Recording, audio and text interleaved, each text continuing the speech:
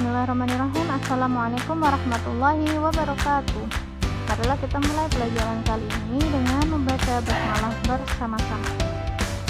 Bismillahirrahmanirrahim. Nah, pelajaran kali ini adalah pelajaran yang paling sering ditanyakan baik wali murid maupun murid itu sendiri. Nah, pelajaran kali ini yaitu pelajaran khot. Mungkin kalian bertanya-tanya, khot itu apa sih? Kita akan bahas yang pertama, pengertian khot.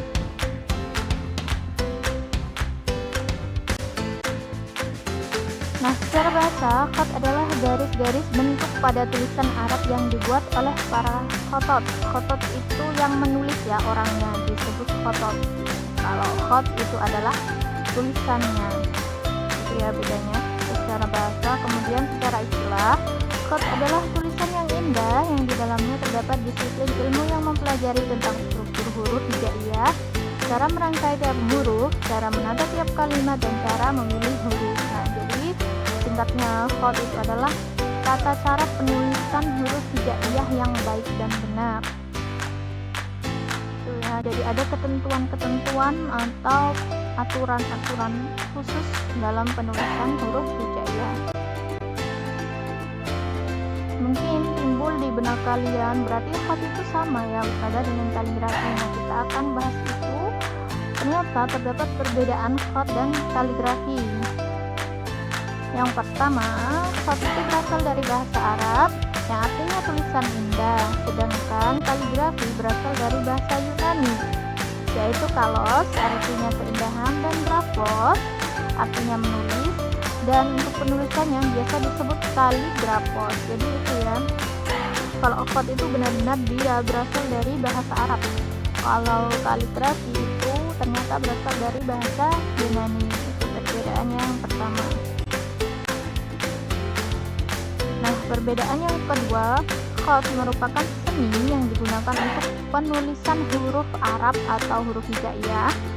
Artinya, khot itu dikhususkan untuk menulis huruf Arab atau huruf hijaiyah.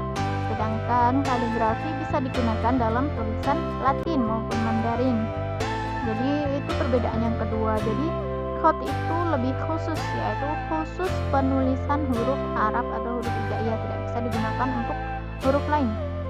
Nah, kalau kaligrafi itu bisa digunakan untuk penulisan Latin dan Mandarin atau selain huruf Arab. Nah, yang terakhir, pada khot terdapat kaidah baku yang diikuti penggunanya. Maksudnya di sini khot itu sudah punya kaidah atau ketentuan tersendiri yang sudah ditetapkan sejak dulu dan itu diikuti oleh penggunanya sampai sekarang. Kemudian untuk penggunaan kaligrafi terdiri dari kaligrafi Latin, yaitu A, B, C, D, E, F, G sampai Z itu ya. Kemudian penggunaannya secara mendatar, jadi penulisannya itu mendatar seperti kita menulis biasanya itu. Kemudian kaligrafi Mandarin dengan penulisan kalimatnya menurun, jadi ada kaligrafi Mandarin yang kalimatnya itu ditulis menurun, jadi membacanya itu menurun ya, bukan ke samping. Kalau kita kan biasanya ke samping, kalau Mandarin itu menurun. Jadi itu ya bedanya. Jadi kaligrafi itu bisa digunakan untuk Latin dan Mandarin, tetapi jika khot itu tidak bisa, dia khusus untuk tulisan atau huruf hijaiyah.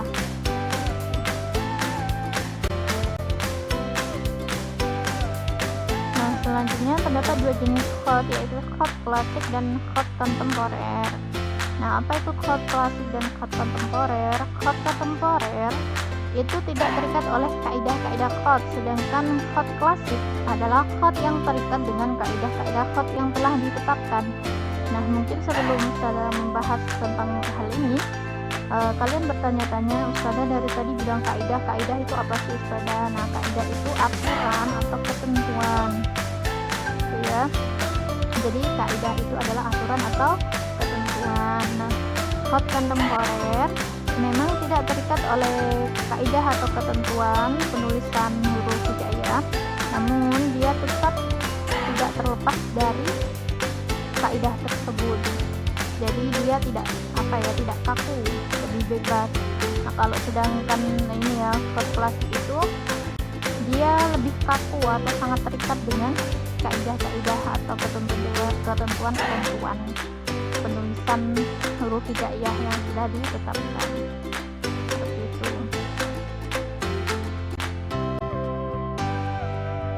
Oke, selanjutnya yaitu macam-macam khot. Jadi setelah kita memahami apa itu khot, kita akan dikenalkan dengan macam-macam khot. Nah, berikut adalah khot-khot yang sering dipakai dan sering dilombakan dan yang paling jarang digunakan.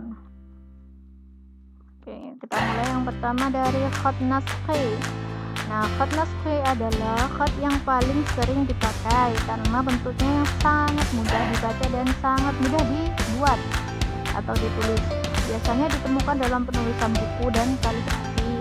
Di Indonesia juga digunakan dalam penulisan Al-Quran untuk mempermudah dalam membacanya. Nah, jadi khot naskhi itu paling mudah kita temukan adalah di Al-Quran. Itu namanya khot naskhi. Bentuknya sangat simpel, dia pendek-pendek dan mudah untuk ditulis dan dibaca.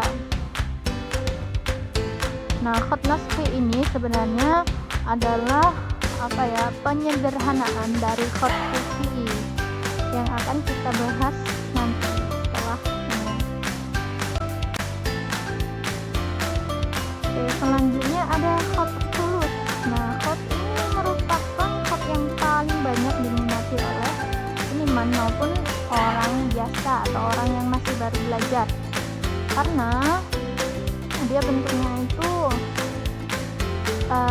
agak mirip dengan khot naskhi, cuma dia itu lebih panjang ya, di penulisan hurufnya itu memanjang gitu ya,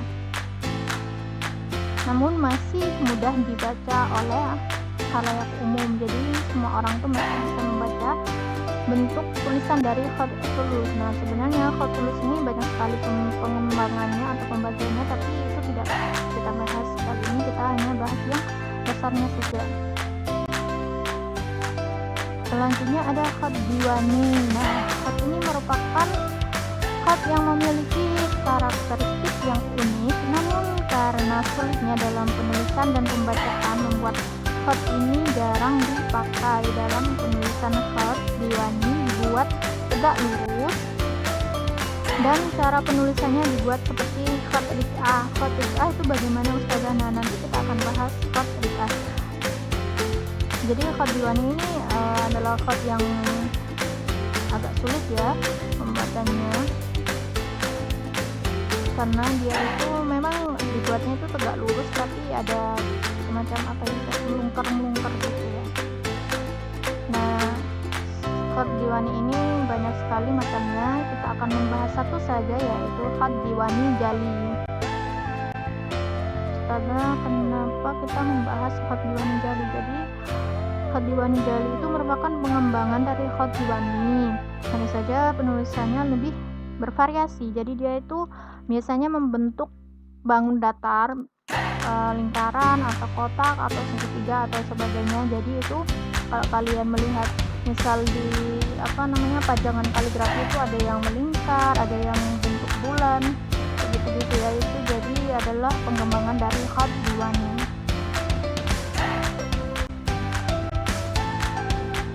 Nah, yang selanjutnya ini adalah khot yang paling tua atau khot tertua, yaitu khot kufi. Merupakan khot tertua yang memiliki bentuk, kaidah, dan tingkat kesulitan yang berbeda. Khot ini berasal dari Kufah. Jadi khot tertua itu namanya khot kufi. Nah, bentuknya itu kotak-kotak gitu. Jadi dia lurus dan kotak-kotak gitu ya. Nah, khot ini adalah awal dari adanya khot naskhi yang kita bahas di awal tadi.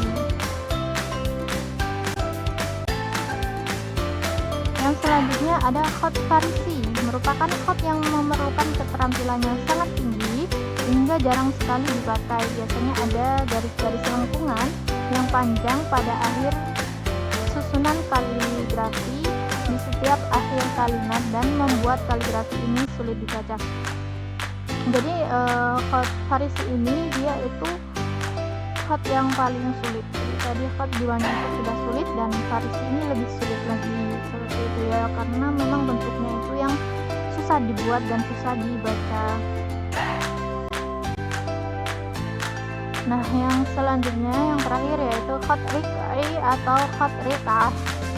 Nah, jika khat ini dilihat sekilas itu memang mirip dengan khat naskhi secara penulisan ya, namun lebih tebal. Jadi bentuknya itu lebih tebal dari khat naskhi, juga lebih kecil. Kalau khat rik'i atau khat riq'ah itu lebih tebal dan lebih kecil serta miring daripada khat naskhi. Jadi bentuknya itu miring-miring gitu. Nah, biasanya khat riq'ah itu ditulis di atas garis. Kalau kita punya buku tulis yang ada garisnya itu dibuat di atas garisnya. Nah, biasanya juga banyak guru bahasa Arab yang menggunakan khat ini karena mudah dan cepat. Nah, khat ini kan karena dia miring, kemudian agak tebal dan kecil itu, sehingga mudah dan cepat dalam penulisannya, sehingga banyak guru-guru bahasa Arab atau orang yang memakai khat ini dalam menjelaskan bahasa Arab, misalnya di papan tulis gitu ya.